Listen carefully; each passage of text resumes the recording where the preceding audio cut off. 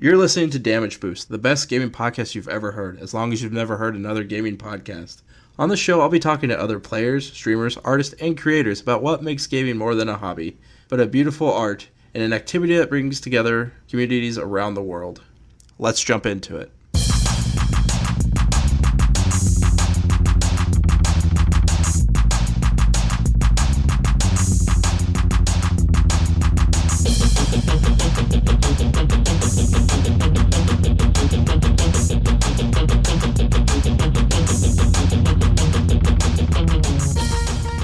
On today's show, I have Alex from Super GG Radio, and we're going to be talking couch co-op, what it means to us, what its future may be, and if we're just wearing nostalgia glasses when it comes to our love for it. How are you doing today? Doing great. Thanks for having me. I'm super excited. For anybody who doesn't know, all these guys from Super GG Radio are so much fun on Twitter. They were my first Mario Maker challenges I dished out to them. And just good follows all around, so I recommend them. And I'll put all your guys' Twitters in the description of this episode. Oh, thank you. And we're going to talk couch co-ops today. I kind of wanted to start your favorite ones growing up, and they could be as old as 64s, SNES, or all the way up to right now. One of my favorites is Yoshi's Crafted World. Oh, okay. I played the demo for that when it first came out, before the game came out, and that one was a fun pass the controller around. So I know that one. It's completely worth $60 in my opinion. Is it? I absolutely love it. Did you like Woolly World and those style Yoshi games? I didn't get a chance to play them, but it did remind me enough of Yoshi's Island that I was pretty happy with it. So I think I could see myself getting it. What's wonderful is like we had talked about the couch co-op thing. I have kids, so it's something that they can play with me, and neither one of us get bored. And the art is so freaking fun and good.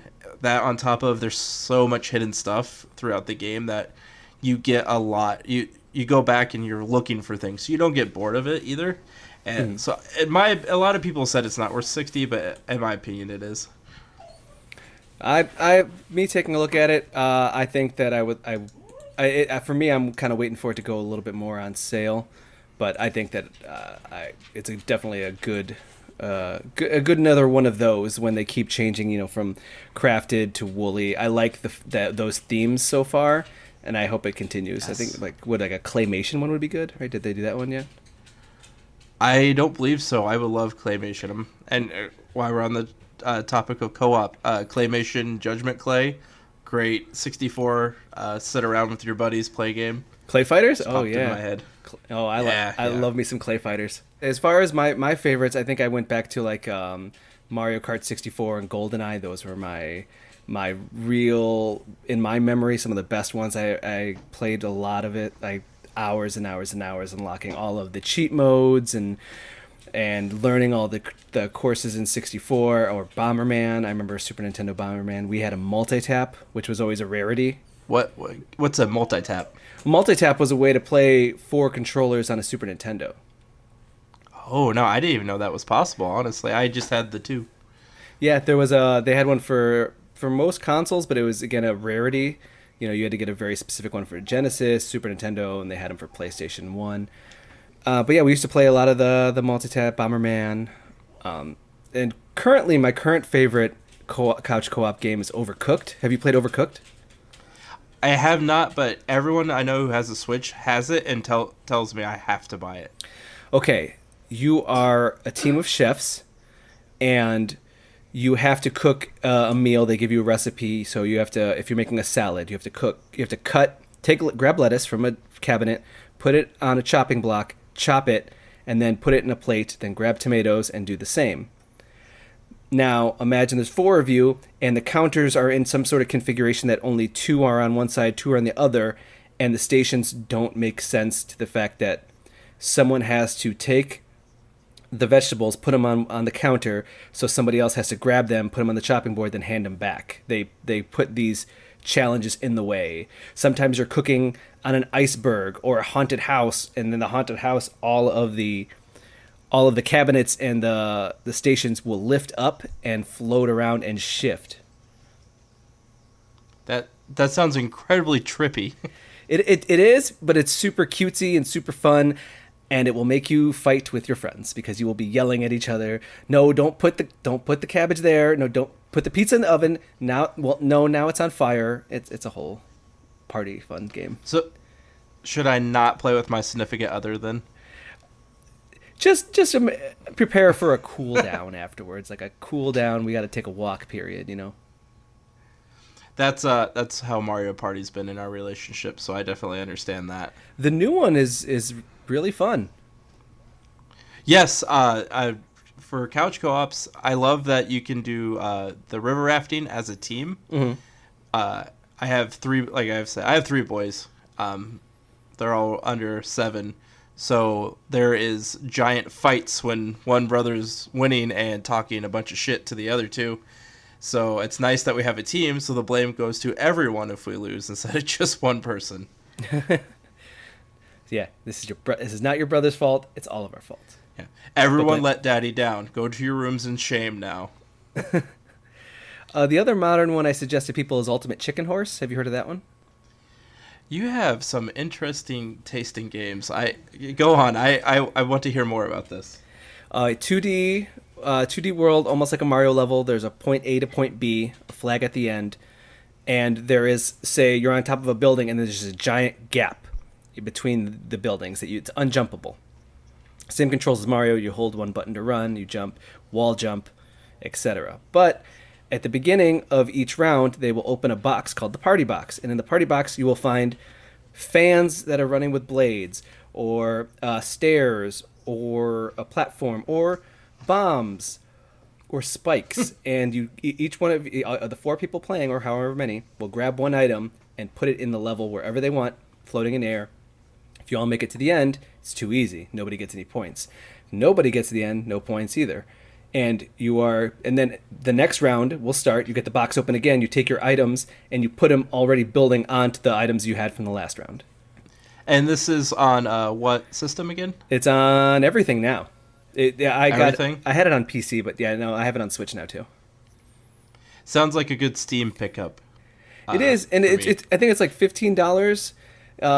It's really quick paced, and if you're playing with kids, it's always fun to kind of have them build their own level. But there's always like one guy who's kind of a jerk and just flips stairs upside down, so you can't get past it, and just like in front of the flag and be like, well, that's it, guys. We're not getting any progress today.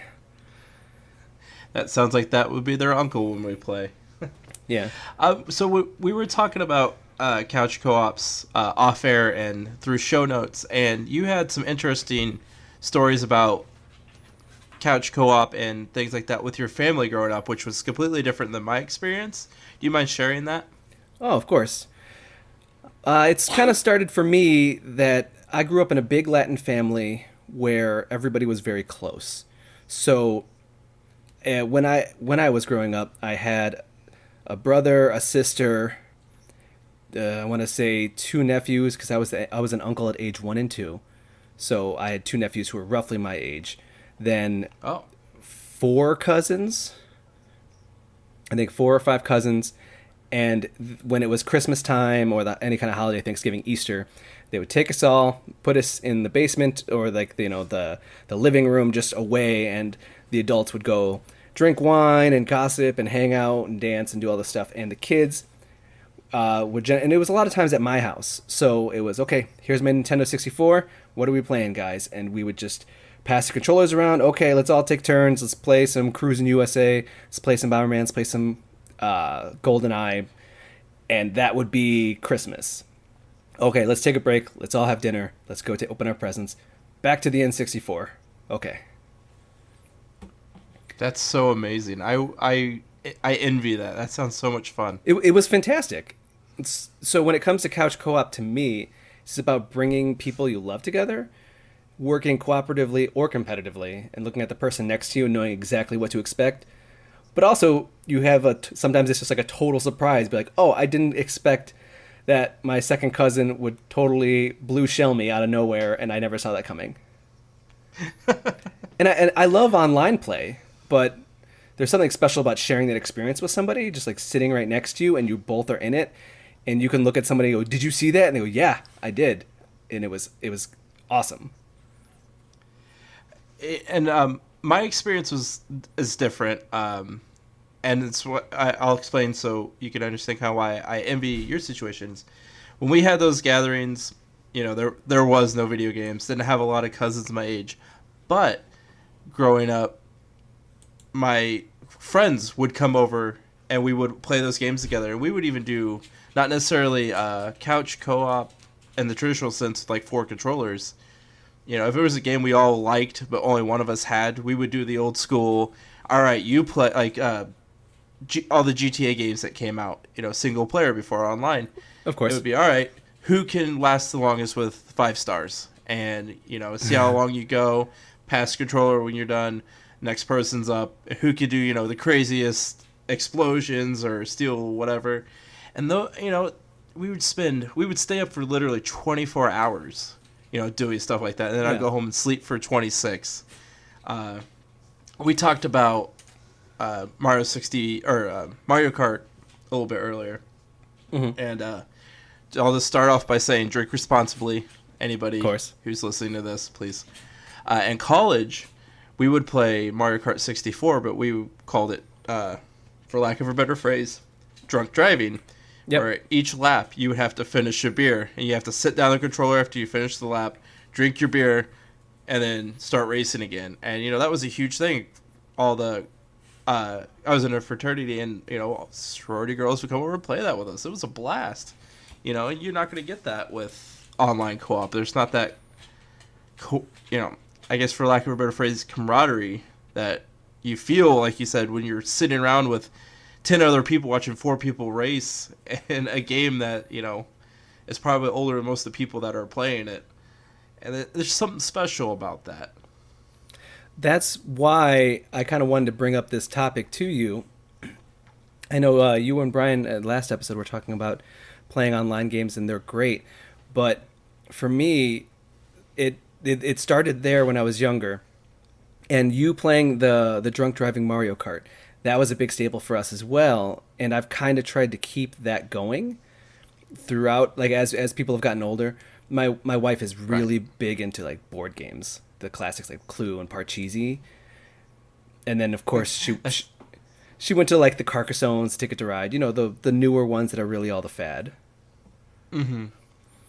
And when her birthday parties would happen, she would want people to come over, and we'd have just stacks and stacks of board games. And if 30, 40, 50 people showed up, they would each just grab a board game and then pick a table, and there was drinks and food, but we could walk from room to room and just find different games that people were playing, and it'd be people who don't even know each other just hanging out and playing a game of Carcassonne or playing Cards Against Humanity. We had a group of people who didn't speak English. Our friends brought some of their cousins who were from outside of the country, and we were explaining to them Cards Against Humanity, what each card meant. And oh no. yeah, the Trail of Tears was a tough one. Oh no. Yeah. Real quick, yes. I had this similar experience with my significant other's parents. They're nice people. They're kind of biblical, a little bit on the religious side, and then like, oh, we want to try this game, and like having queef, something with the word queef come up in it, and you're just like, oh god, I want to die. I don't want to be a part of this. Recently, I just had a free copy of the base Cards Against Humanity that I gave away because my mother bought it, and she goes, "We're gonna play it," and I said, "No, we're not." And then she read the cards, and she goes, "No, we're not." Oh man, that was a good. At least you got ahead of it, though. That's good. So the board game nights turned into throwing in video games here and there that I liked. I'm a PC gamer. I'm everything gamer, but I have a PC that plays a lot of these indie games. And I started to like bring a laptop with me that had in a backpack. I had a laptop, a USB splitter, an HDMI cord, 4 Xbox controllers, and I would bring it to people's houses. And I was like, "Hey, you want to play video games? And here is all these party games." And that just consistently happened Thank God the Switch came out where all the indie party games went to, so now I don't have to lug a whole laptop and 4 Xbox controllers with me. Yeah. What games in particular are can you give us that are the ones that came over to the Switch that people should try that you recommend? Well, the Overcooked and Ultimate Chicken Horse are really great. Jackbox Party Pack. Have you ever played any of these? It's not the same as You Don't Know Jack. It's something different, I assume, right? It's the same company. Same company? Okay. And they made these party packs, which 3 is the best one, but they're up to 5 now. 5 is okay. 4 is okay. 3 is okay. 1 and 2 are, yeah. But the third one is the best one, that it has 5 different games that the screen will have the game going on, but answers to questions will be on your phone via your browser. Oh, I think I've seen a lot of streamers use that. Yeah, you can you can have your audience vote on answers, because they have things like where you have to guess who's the liar, and so there'll be a question where you say you have to raise a certain number of fingers, and everybody gets the number gets a question. So, how many times have you gone to the bathroom today? And you have to raise the number of fingers. But the liar will get nothing on his phone. It will say, "You are the liar. Fake it, fake it, fake it." And they will say, "Okay, go." And everyone puts the number, and the liar has to put it up, and then everyone has to try to guess who the liar is. So there's lots of different games like that.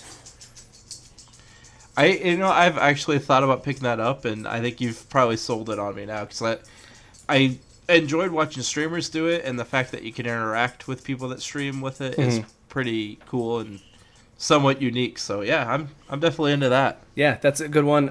Ape Out is a very good game. It's a single player top down, almost like the original Grand Theft Autos, but you're a monkey who has to move through these randomly generated levels, and your only buttons are grab and punch. Oh. But the turnaround on it is so quick and so fast paced. You can only get, and you're trying to run from guards, and you get shot. And it's so quick and turn around. It's very fast paced. So once someone dies, we like pass the control around, and we had like 6 people over at my house, and that was like the big highlight, was everyone was like playing this game. We're just like running through and like playing the monkey, and then just like, okay, now next person go.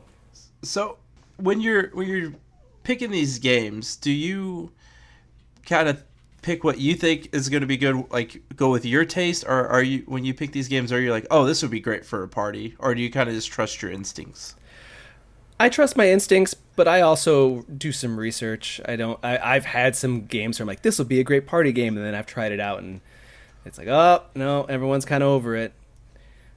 There was a game called Besieged, where you have a 3D model that you can create a battle vehicle.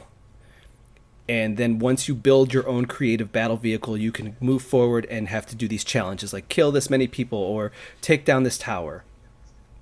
But it was very like engineering based, so you had to put hinges and wheels on certain pivot points. And so I was like, this will be fun if I am building the tank and my friends are pointing me in the right direction, and we can make these silly contraptions. But it became too engineering heavy.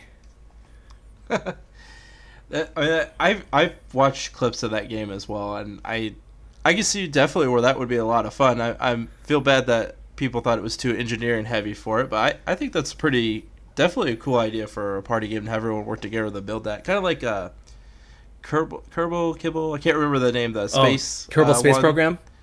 Yes, it kind of reminds me of that in a way. I've thought about that one too, and I have it. That one also, again, I feel like might be very engineering heavy. The fact that you have to definitely measure out a lot of math and parabolas and angles. I just like, I don't know if I could convince some drunk people to play this one. My very close friend, when he was in the hardest part of medical school, decided that was the best time to start playing that game, and wasted more time than he had trying to play that while he was in medical school. But it honestly, it might be harder, like you said, with drunk people, but if you got some friends and before you start drinking, wouldn't be a bad one to do. Oh yeah, but it is definitely time consuming for sure. Mm-hmm. The party games have been a big part of me and my wife's life, especially considering that we live really close to the Chicago airport. So a lot of friends come in from transit when they're like leaving or coming back from trips, and they just need a place to stay. They come over and it's like, okay, we'll invite some people over, and now now it's a party and everyone's having a good time. And my wife isn't into video games as much as me, as much as she likes her board games, but she's seen the merit with like a tense game of Overcooked or passing the controller in like Katamari, if you've ever played Katamari. Yeah, I have played Katamari. That's a really good game. It is a good game. Just random board game question. Do you guys play Betrayal at the House on the Hill? We have not played that one yet. Right now it's on sale on Amazon, I think for like $24. It's probably my favorite complex, but not too complex where people get intimidated by a game. Okay. Like I like D&D, but usually that takes forever to do. It's a lot of work. People don't want to deal with the imagination part, and this one's 6 players go into a house. It's tile based, and eventually almost at random one person becomes the traitor, and then the story kicks off from there. Super fun. It's great for parties. It's one of our go-to party board games. Oh, okay. I'll have to pick it up. I actually will, after the recording, I'll send you the link to it, because anybody who, especially if I'm going to be up in Chicago, I might have to stop by. You should definitely have it, and we can play it. Yeah, we've been playing a lot of Forbidden Island. I believe it's called Forbidden Island. Have you heard of that one? I have heard of it. Have not played it though. That's interesting because the island is a set of tiles with locations, and each turn you flip over the tile like it's getting flooded. It's randomized so that tiles will get flooded, and if they get flooded a second time, they completely disappear off the map, and you have to go and collect treasure.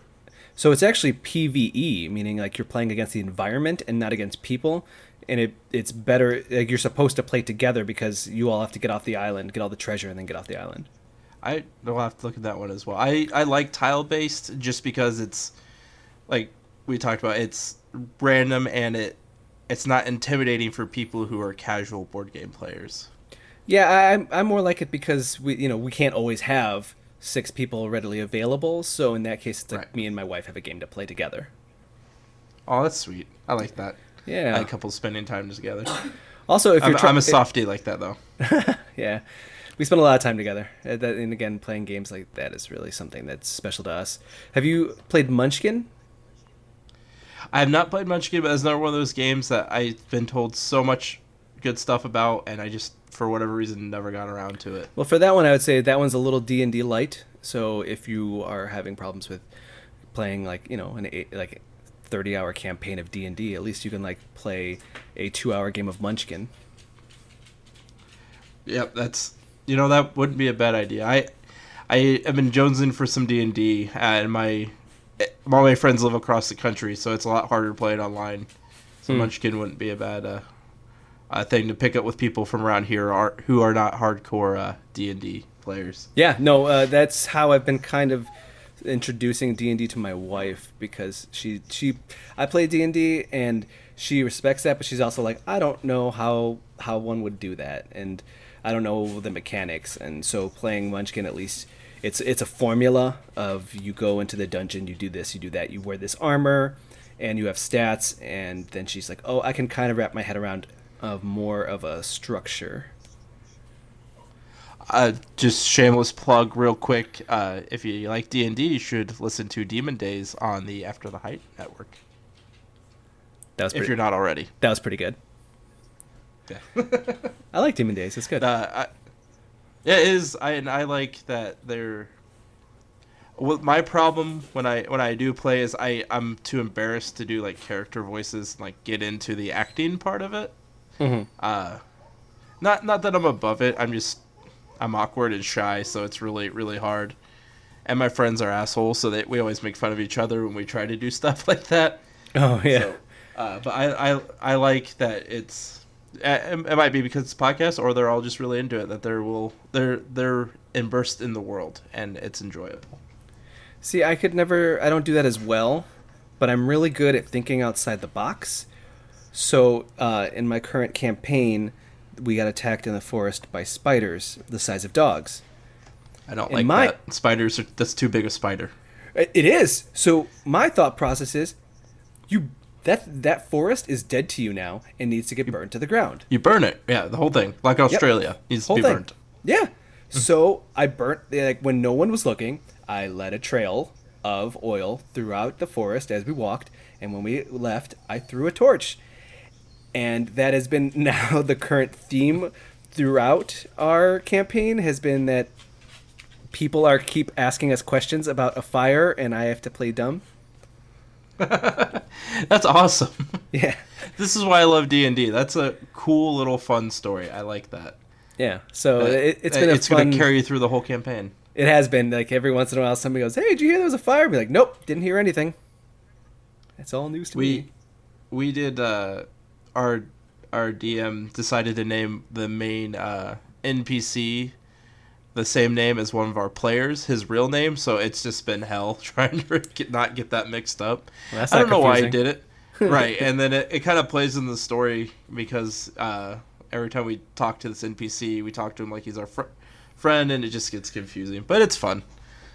So, kind of slipping back into the couch co-op thing, I want to talk about how much of it is nostalgia versus how much it does matter. We talked about, like, our own personal stories and all that. One thing that couch co-op can't provide that I do appreciate about online play is my closest friend who I play games online with lives about 3 hours away. So obviously, couch co-op, and we both have kids, so even when we do get the chance to see each other, it's typically, all the kids are going to be there. We can't really sit down and play a game together. But, it's 9 o'clock, 10 o'clock at night. Em and I want to do a couple rounds of Dead by Daylight or, go look for supplies on Fallout 76. We can do that. And, that's amazing. I play Smash Brothers with my buddy who lives in Seattle, who's half a country away from me where I am now. Yeah. That stuff is amazing. And I think when we're talking about how much we love couch co-op and enjoy, like, parties and those memories, we're not saying that it's better or worse than online play. It's different, and it gives you different feelings. I don't think they necessarily need to be compared. Oh, absolutely not. Again, from my podcast, my co-host is in Moline, kind of near Iowa, so that's a good 3-4 hours away. And Right. in that case, we do play a lot of online games. We'll go and do some Monster Hunter. I think last night we were doing Dragon Ball Fighters, the fighting game. I gave myself a blister, so that was nice. But no, that's how we keep in contact. It's a way to bring people together. I think that's kind of the similarity between online games and co-op games, just video games in general, is that it's a lot of times about for me it is bringing people together. Yes, and if you go back and listen to my very first episode where we did Dark Souls, we talked about kind of the mission statement of damage boost, and what I want to celebrate and what we're doing by talking about couch co-op is the culture, the good parts of the culture of gaming, and the bonding. And I wrote an article about this. I'm not sure when it'll get published, but one of my kids had a lot of hearing problems for the first few years of his life, and so it was harder to communicate and bond because he almost simply couldn't hear us, Of course. to a certain degree. And obviously he's had surgery and stuff. Things got better, but one of the things that we bonded over is he loved watching. Started playing video games with me, even though he couldn't figure them out because he's like 2 or 3 years old. He's stubborn and want to keep doing it. I ended up busting out Mario Sunshine. We ended and he thought it was so cool. We ended up watching YouTube videos of Mario Sunshine, and then he's super into Mario. That's our life. Him and his twin brother, like Mario and Luigi, are their thing, and I get to bond with them before they communicate over this thing, and now that they're getting older, they're showing me strategies, how they do things. We're working together on Mario Party or Super Mario Deluxe, or they're trying to make their own level on Mario Maker, and I'm sitting there helping them. And that's special. That's what video games and more specifically a couch co-op experience gives you. And you know, when they're older, they're off at college, have their own lives. Ideally, we'll move on to online, and I'll get to still play with them and bond with them that way. So it's almost like, you know, circle of life in a way. Have you gotten a chance to look at Super Mario Maker 2? I've actually bought it on launch. It's one of the few games I've bought the day it came out. Huge fan. Yeah, I know a podcaster who he works for CNET, but he says that he's been teaching his son how to play video games. His son is 2.5, I believe now, but he's been making levels to just teach the mechanics to his son, so that his son feels like he's accomplished, but also is like learning hand-eye coordination and what it means to be Mario. Does it jumping, or is it moving? Is it left to right? Is it shifting? You know, how do you have to run? So each level, like the level, I think each one is called for max jumping or for max, you know, running. And it's an interesting concept. It's a way to bond with your kids, to just make these levels and be like, okay, here's something for you. It's a tricky puzzle, or you know, I've seen such interesting creations with Mario Maker 2. I think I saw one that was you hit a ball and it moves these toggles up and down to play Pong. That's amazing. Yeah, people have done some amazing stuff. Yet. Yeah. I've seen the Sandbird from Mario Sunshine is the coolest one I've seen so far, where they made the Sandbird from that, but out of the one of the blocks with wings on it. And they got it somehow, and it had to take forever to sync up to move like a bird and everything. It's so unbelievably cool. Apparently the subreddit is very interesting, and there's also famous video game developers currently making Mario game levels, and so the subreddit has found these people and their levels, and is posting them like, this is the guy who made, you know, Iconoclast, an indie game. You should check out his Mario Maker levels. And it's interesting that you see the other developers being like, I want to play with this too, you know?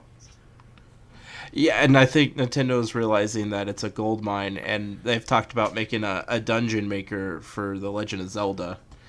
And I mean, why not? If you can just give people the tools and they'll do the work for you, and you make lots of money and get all this like positive press, you should do it. Yeah. It's a smart business. I completely agree. And yeah, I feel like they also are kind of missing it when they have these. You can't. It's hard to favorite a creator, and then also the friend code that you have doesn't really work. There's still some things that they need to fix. Their online is abysmal for the most part. Like, and you can't set records for friends courses. So if we were friends on our Switch I, what are the multiples? So that is, and you made a level and I played it. I could not, no matter what my time was, it would not be placed on the world record or anything for your level, which I think is a bummer. Well, that's like insider trading, man. You know the secrets. Yeah, but there's so many levels that I could tell you what I should do, but I can't fucking do it. It's too hard. Yeah. Especially all those with the on-off switches. I feel like everyone tortures people with those now. Yeah, they're crazy. It's really interesting to see all the new mechanics that people are discovering. What's the craziest thing to me is that Arby's put out a Mario level on Twitter. I saw that. Like, it's crazy that it's such a cultural phenomenon, I guess, that freaking Arby's is like, yeah, we made a level, and whoever in their PR department or whoever's in charge of that decision to do that freaking smart, because I went and bought Arby's when I saw that. I'm like, oh wow, they made a level. I really want a beef and cheddar now. I'm gonna go do that. They have really good beef and cheddars. That's my favorite. Oh okay. No Red Ranch for me though. I don't like the Red Ranch. Nope. I'm glad you're like the only other person I know I've met in my life who is okay with not getting the Red Ranch. Everyone else is like, well, that's the whole point of going to Arby's. Don't like it. I just think they're a little expensive. A little expensive. No, it's all expensive now. If I'm gonna go out to fast food, which I shouldn't do because I'm fat and sick, it's Taco Bell because $5 box goes a long way. Me too. Me too. even though it's not the best food for you and it doesn't taste the greatest. But I'm full and I only spent $5. Agreed. So I was thinking of random games I just kind of want to throw out and just talk about. Because on top of just talking about couch co-ops in our story, it's starting to remind me of games I haven't thought about in a long time, or at least thought about in the co-op sense. One of my favorite ones to play was the multiplayer on Starfox 64, where you could be the tank, the little person with the bazooka cannon thing, or the or the ship or the R-wing. Yeah. Did you ever play the multiplayer? Only a little bit. I dabbled a little bit. For me, it was kind of a little bit like the Mario Kart battle mode. It didn't really have a whole lot of longevity. It wasn't great, but we had a good time with it. We had to ban people playing as the person because it was almost impossible to hit if you were in the air. And we also had to ban my best friend's older brother would always suicide if he was too damaged. So, and that was back before they would give you negative at least points for that game, or anything like that. So it was a real dick move. And so that was, I just hadn't thought about the multiplayer on that game in a long time, and us talking about it reminded me how Star Fox 64 is top 5 game all time for me in terms of like what it means to me, not necessarily from gameplay or story or anything. It's just was one of those games. I was an only child in latchkey, so video games were my friends because all my friends lived out of town. Yeah. So that was one of those games. That Mario 64 and Super Mario World were games I probably put weeks into growing up. See, I was a Sega Genesis kid until I think I got an SNES. I want to say a couple weeks before the 64 came out. So my time with the SNES is very limited. I've gone back and played a lot of the classics, but there's still some gaping holes in my catalog that I'm a little ashamed of. So I don't know if I actually owned a Sega or my grandma had bought one and I just took it. But I didn't have other games for Sega other than Sonic. Okay. I don't remember ever playing a different game on my own Sega. I played different games with my cousins, like Street Fighter and stuff like that, but I only remember owning Sonic. May I suggest the Sega Genesis Classic that's coming out? That list, A+. Good? A+. Better than the freaking PlayStation 1 that was garbage? Yes. Those things are going for like $20 now. Yeah, because they're bad. I know. There's not a lot there. Like, I was another couch co-op game. I was a huge fan of the Twisted Metal franchise. Yeah, 1 and 2 were amazing. See, and you know what? 3 gets a lot of shit. I didn't think 3 was that bad. I liked 3 too. 2 was the best. 2 was the best by far, but I enjoyed 3. I didn't think it was awful. And I was always a big fan of. Once I got into a series, I wanted to hit every permutation. So I was playing Vigilante 88s, like those other Vigilante knockoffs. 8 was so good. Vigilante 8, yeah. It was good. I wouldn't call it a knockoff. I think it was it was. I guess it was like a Kmart. It was kind of a knockoff, but it stood on its own 2 feet. I don't think it had to. It wasn't like those movies, where like Transmorphers instead of Transformers like that. It wasn't like that type of a ripoff, but yeah. Those Vigilante 8, Second Offense, I still own both those on PlayStation. So freaking good. And I own all the good Twisted Metal, so everything up till Black. 4 was bad, and everything after Black was terrible. I think there was one that came at PS3 where like you had to play as 3 characters, and you had to race, but you couldn't die when you raced, and it was stupid. I'm getting off on a tangent because I was so pissed. I was so excited. I almost went and bought a PS3 because, like, oh my god, Twisted Metal's coming back. And then a buddy of mine bought it, and it was absolute dog shit. And I don't think they're... If I remember what I was reading about the rights, I don't think they're ever going to be able to make another game of it again, which really makes me sad. I can't remember his name, but the creator made another game relatively recently, I think last year, and it was critically panned and just like decimated. Like it came out and it was called Drawn to Death. It was like a first-person shooter, but it looked like a kid hand drew it in his notebook, and that was the purpose of the design when you jumped into like an arena to first-person shoot, kill a bunch of people. you jumped into the notebook, and it was all line drawn and colored like crazy. The problem with it was that there was a very eye-rolling announcer who was hitting that cringe mark where everything was like, "Oh, fuck your shit," and like really just, it was gross. Oh, yeah. I mean, if he's still...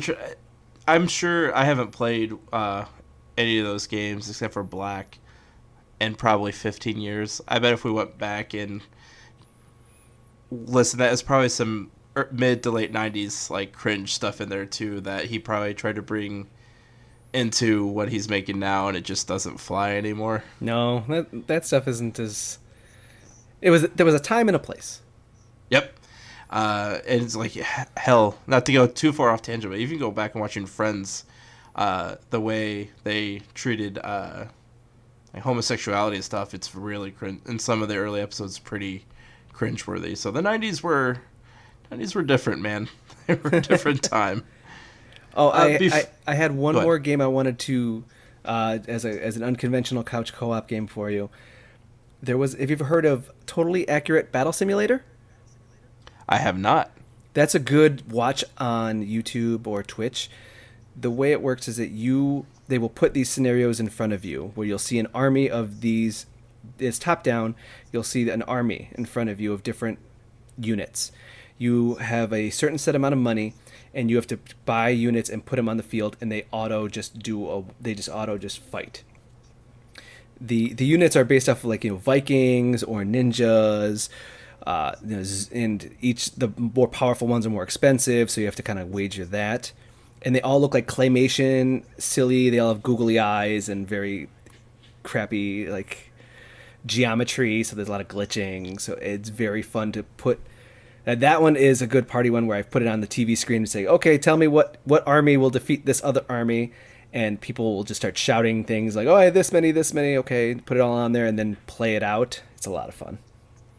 You need just to send me a huge Google Doc of all these games because they sound so interesting. And I've never heard of a lot of them. So if you get bored, you want to send me links to all these, I'll add them in the description for the show notes too because yeah, that one especially I'm super interested in. It's a lot of fun because when you don't control the units, what you control is the camera and the speed. So zooming in, you see them all googly-eyed and looking silly, and then you hit the slow-mo button and you just see a guy come flying across the screen with a Viking helmet, and it's really a lot of comedy to ensue. Real quick, before we move on, I wanted to kind of jump in the Wayback Machine again, and we were talking about Twisted Metal, and it reminded me of those days where you'd buy a game, or your parents would buy you a game, and you'd read the strategy guide and like all the character bios on the way home, and that was like why I fell in love with Twisted Metal is like the little lore they put in for all the characters, and then so you knew the story going in, so you felt invested fighting, and then getting to see the payoff meant more rather than just like, oh, I'm gonna pick this one because it's a police car or this one's a bulldozer, and then getting the story. I've gone back, I want to say in the last year or so, just because I was like, man, I forgot about this. I wonder what all the endings were, because I only got like 3 or 4 of them because I liked those characters and I was invested in their story. But I was like, what about Sweet Tooth? What was his endings? And what was this and that? And I've sat down and watched them. They are terrible. Yeah. But it's like that charming, the first one were like the live action behind a like bad green screen type thing. Yeah. I love that Command and Conquer for a long time still did those, even they don't know they didn't have to. Mm-hmm. My favorite being Red Alert 3. Yeah. J. Keith Simmons was one of the guys in it. Tim Curry, I believe, was in it. The Preacher dude from Game of Thrones was in that game too. Yes, it was. Crush from the new American Gladiators that they tried to make like 10 years ago. I didn't know about that. It. Yeah, she's the Russian sniper who has no lines because I'm assuming she cannot act.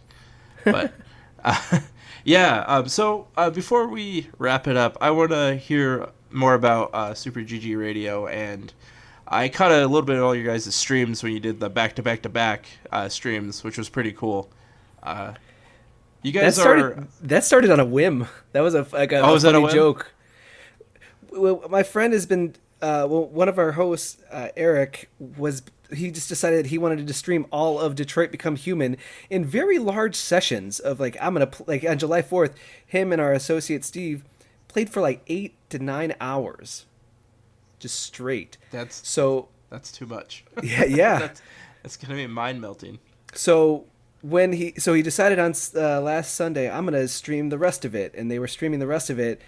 And I had just gotten back from camping, so I was like, I need to like relax and decompress. I'll do some Overwatch, and I just threw that on there. And then my buddy Joel goes, "Well, now I have to stream."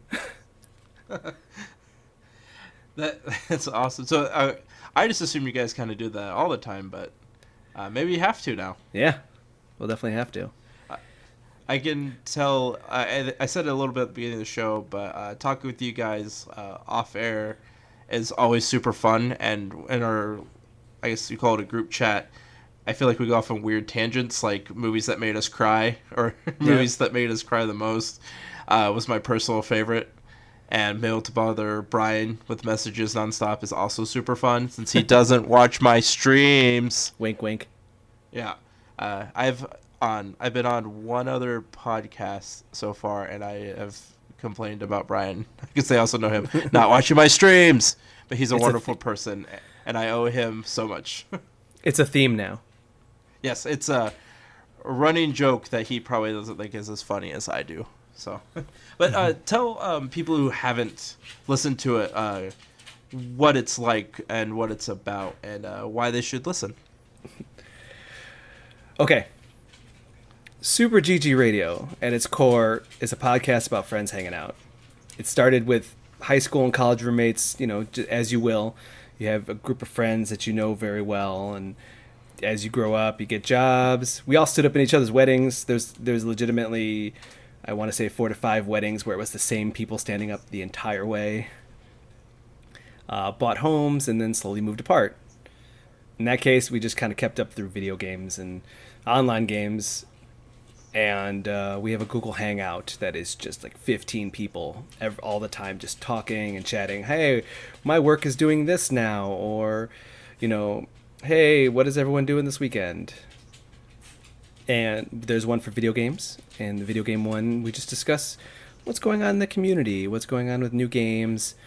There's minute-by-minute E3 announcements. We're like catching everybody up what's going on. And we even have this, like, part of the groups is that once we beat a PS4 game, we'll mail it to somebody else who will then beat it and then mail it to somebody else just so we don't have to spend that much money. Which I think is amazing, by the way. That's good friendship. Yeah, and we ship each other different games and just discuss what we think. And after a while, like Joel, my co-host and old college roommate who lives in Moline, we were just discussing what we thought a company would do or how layoffs would affect their next project. And the next day he said, I would like to write something about it. And he did. And then I started writing a top 10 thing, and we just discussed it. And after a while, we just kind of blinked, and we're like, we have mics now. And we figured out hosting services, and we were shocked how quickly it came together. And it's, for anybody who hasn't listened, I highly recommend you guys. You can tell your friends, and I like that it feels like I'm sitting in with my college buddies or my high school buddies, and we're talking video games. It's got a great just camaraderie to it that you can't fake. We have some friends who've kind of disappeared or moved out of state who've said like, oh, well, at least now it feels like I can listen to my friends and I'm hanging out with them. And we've included my friend Eric now, who we've been badgering to join us on the podcast since day one, and now he's part of the group. And our whole group has actually been part of the podcast in different ways, where someone will comment and we'll read it as a listener email, or one of my friends, he has never played any of the Metal Gear Solids and knows nothing about him, so we'll force him to play them all for our Twitch stream, and he'll do it weekly. Which is amazing. Also recommend that.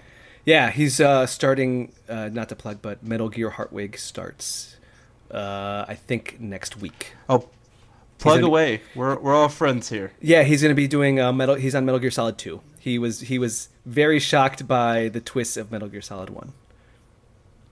I still couldn't tell you what happens in any of those fucking games. I spent so much time trying to remember and figure it out. I still don't fucking know. I know at some point there's a liquid ocelot, and that's all I can tell you. Yep, that's coming. That's coming.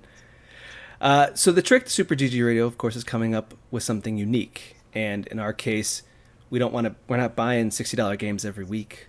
So we're playing the games that we bought on sale and, are like 2 years old and like, oh, I should probably play this because it's gathering dust. Or beta tests. We found a lot of resources for beta testing games before they like pre-release or like them giving demos out, and we give feedback. What do we think about this game? This is an interesting idea. This is something that's unique and different, or this is trying to be another one of those. I think it could differentiate via this way. You know what I mean? Yeah. And so that's honestly pretty unique too. From what I know, there's not a whole lot of that going on out there. And of course, we have to go through the normal, like make sure that there's not an NDA or talk to. I was emailing with a developer recently. He goes, "Okay, I got clearance from the publisher that you guys are cool." And feedback from developers has been very positive. We've already done one solo interview with the developer. Shout out to Andrew Trahan at Stray Basilisk. But we have a couple more developers like ready to jump in and interview. Just scheduling. We have one guy in Germany, and that's a real hard schedule to say, "Hey guys, do you want to interview this guy at midnight on Friday?" So. That's awesome. You guys have that though. That's pretty. Like I said, you guys are pretty unique, and that's one of the wonderful things about your podcast. Yeah, it's a lot of fun. It's a lot of jokes and just being a bunch of friends hanging out and discussing things that are different and interesting to us because we just have a lot of catching up to do as again being far apart. And so we play a lot of also a game called Indie or Outie. If you've heard it, did you get a chance to listen to that one? I don't believe so, but it might sound right. You have to jog my memory. Indie or Outie is a game where I will come up, or one of our hosts will come up with, is this an indie game or is this something else? And for 4th of July we did, is this an indie game or is this a firework? And it was tricky. That's really freaking clever. Yeah. Who thought of that? That was a couple of us. That was a group of us just shooting at different ideas. I can't remember who it was, but we have a Google Doc that's like 7 ideas that we throw around. I think the best one was a firework called Grounds for Divorce. I thought that was pretty good. That's like the running joke of your shovel being named divorce attorney they have in the show Big Mouth. Kind of reminds me of that bit. Yeah, kind of, yeah. So, I would definitely. It's one of. I would say, arguably one of the best video game podcasts I've ever heard for sure. You guys are just unique. I appreciate that. I guess I don't know you guys so personally, but you feel kind and happy, and it's not. It feels like so much on YouTube or even in podcast form, people just want to bitch about everything, and that gets exhausting. And I like the positive feels that you guys put out. Well, when it comes to beta tests, you don't know what a game's gonna be like. You don't know what's gonna come of it, and some of the games don't have I want to say one of the games we tested didn't have a publisher at all. They were still like, here's the core design, it works. Even some of the art is placeholder. Don't worry about it. It'll be cool. And we've tested out and be like, you have a really great idea here. And I feel like if you were to do this in the future, it would be dead on for me. Perfect. I would play that game in a heartbeat. And they talk back to us. They hear the podcast. They say, you guys are really kind. I thank you so much for complimenting my work. And you know what? I think that we can do that. The things you've asked for, I think we can make that happen. And it's nice to hear that back and forth, but also we're not going to say, hey, your game's not done yet, this is garbage. That's not a way to be. Right. I actually had this discussion with Nintendo Main on another episode, not to shamelessly plug my own show, but we talked about people who tend to review early copies of things and like give them bad reviews before everything's finished, and they don't go back and revise the score when the game is polished and bugs are patched and all that, and whether or not they should have an obligation to update when things like that, like you said, when they're getting feedback from players and they can make the game what they want it to be. Because I don't think, other than if it's EA, game developers are putting out stuff just to put it out. From, I would say, 95% of these people, it's a passion. They want to put out art in the world. They're not going to put out, they don't want to put out shitty art. They want to put out art they put their heart and soul into. So exactly.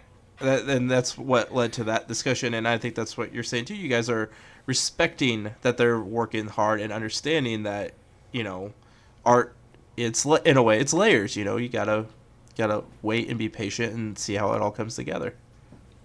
And in some cases, it's easy for people to call out, "Oh, you're a fanboy," or "This is just something," like, when it's a game out and you're like, "I really like this," and they're like, "Oh, you like everything." Well, now we have at least some sort of defense against that to say, "Hey, this isn't done. I like it. If it comes out and you don't, that's fine. But when I was playing it, it was good, and maybe they didn't make as many changes as they needed to. I don't know." All right. Well, where can people find you and Super GG Radio at? Super GG Radio is on almost all podcast services, Spotify. We're at Super GG Radio on Twitter, Twitch, YouTube, where our streams end up going once they're archived. We have a subreddit, a Facebook, a WordPress blog where it has the write-ups for, like, the subreddit and the WordPress blog have write-ups for every podcast, and some reviews. Samsung fridges, Zyngas, Bitcoins. We're kind of spread ourselves all over the place. But new episodes drop every Sunday. There'll be one that we will be recording tomorrow for Sunday. Since it's the 21st episode, we are going to make it a drinking game. So that should be fun. Nice. That's awesome. Yeah. That's any particular drinks, just out of curiosity, you got planned any themed drinks? Nothing yet. I think the way we're going to play it is have our friends come up with a list of words that we don't know, and then they proceed to present us the list, and we have to record the podcast, and anytime we say the words that they have listed, we have to drink. I like it. That's amazing. Yeah. And you can find Damage Boost, if you want, at Damage Boost Pod on Twitter, and Damage Boost Podcast on Twitch, which I am inconsistent with when I stream, but I try to do it at least once a week, and I am currently working on being able to get the whole bits and all that going. But right now it's just old school through the Xbox, so it's just for fun. You and me both, buddy. Again, thank you so much for being on, and it's been an absolute blast. Hey, I appreciate you having me. All right, everybody, be good people.